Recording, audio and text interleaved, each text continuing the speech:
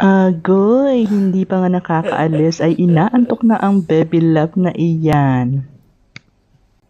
Hello Team Grant, blessed morning! So for today's video ay simpleng celebration lang ang naganap noong araw ng mga puso. At ngayon ko nga lang din na i-upload. Char! Namumula nga ang kasuotan ng ating unika iha, o diba, pulang-pula at napakaraming puso ng kanyang dress.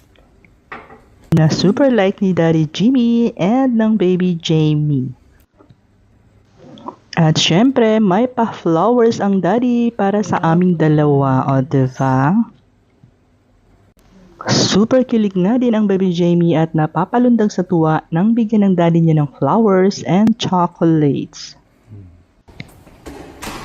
Napagplanuhan nga naming mag-asawa na doon na lang kami ulit mag-celebrate ng Valentine's dinner sa pinakaunang restaurant kung saan kami nag-celebrate ng pinakaunang Valentine's noong kami ay bago magkasintahan pa lamang. At syempre, ngayon ay super special dahil kasama na ang aming one and only child na talaga namang napakaganda for today's video, o diba?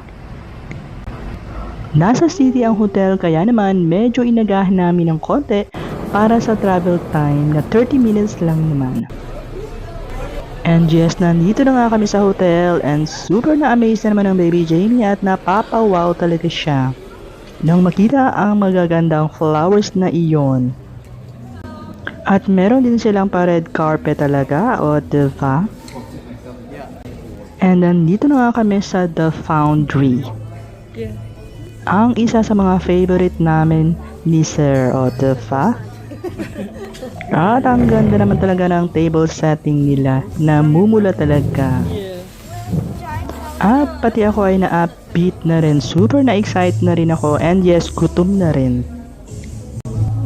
Parang kami pa nga lang ang unang dumating dito kaya naman naisipan namin mag-ikot-ikot muna sa napaka-eleganting place na ito. Kaya naman sabi ng Daddy Jimmy ay tumayo ka muna dyan at mag-ikot-ikot muna tayo habang wala pang masyadong tao.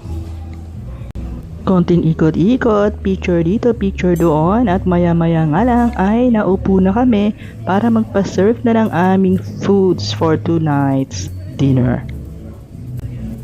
At syempre, meron silang pahabol na flower for me and Jamie. Kaya naman, ang sir may pag-romantic pa.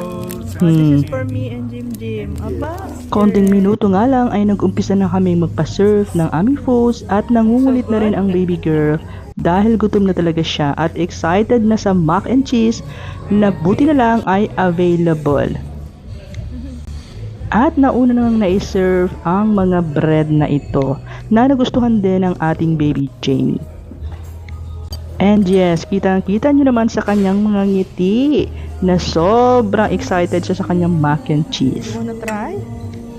Napaka-romantic naman talaga ng lugar na ito at feel na feel ang Valentine's vibe. Bukod sa super yummy din ang mga foods na na-serve. Habang kumakain nga kami ay saka palang nagsidatingan ang mga couples. Hindi na rin kami masyadong nagtagal dahil 9 PM na at inaantok na nga ang aming unika iha. Happy Hearts Day everyone! God bless you all!